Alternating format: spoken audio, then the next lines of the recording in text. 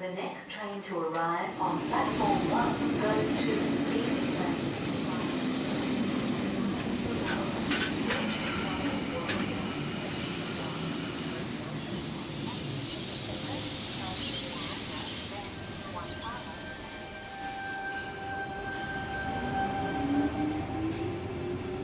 Peace be with you, pilgrim people of God in the Uniting Church in Australia. Pilgrimage has always been a powerful image in the life of our church.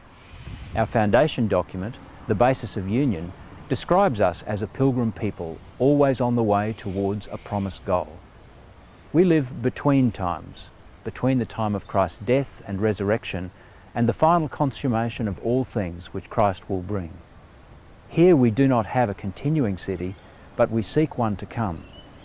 On the way, Christ feeds us with word and sacrament, and we have the gift of the Spirit in order that we do not lose the way. For pilgrims like us, it's all about the journey, and that journey isn't always easy.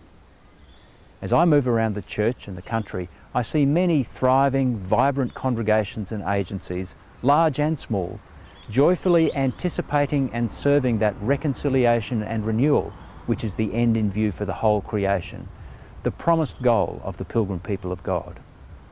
But the challenges at times are daunting. When we struggle in our ministry as individuals or communities of faith, it's easy to feel alone and even a bit lost.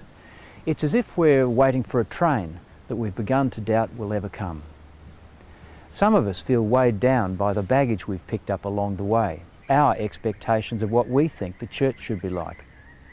Perhaps we could take a lesson in travelling lightly from some modern-day pilgrims, the backpackers.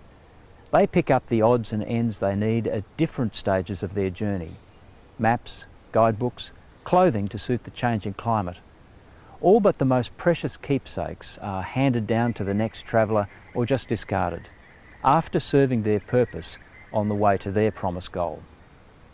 In church terms, our institutions, buildings, systems, leaders, they're all transient. They're resources provided by God when we need them to get us where we need to go. And when they're no longer helpful on the journey, like the traveller, we need to set them aside, with a prayer of thanksgiving for what these things have meant to us and how they've served us in the past, and a heart full of joy at the privilege of being invited and resourced afresh to share in God's mission today. What remains constant in our lives as a pilgrim people is our deep reliance on a personal relationship with God within the body of Christ.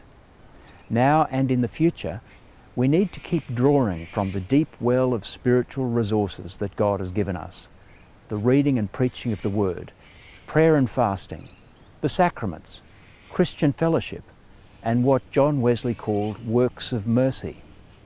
These means of grace nourish and sustain us. Without them, we can't live and work effectively as the body of Christ.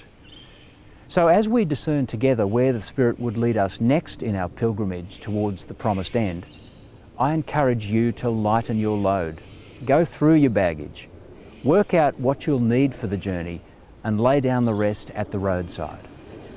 These are challenging times, and it is amazing the depth of spiritual resources that we need to meet them.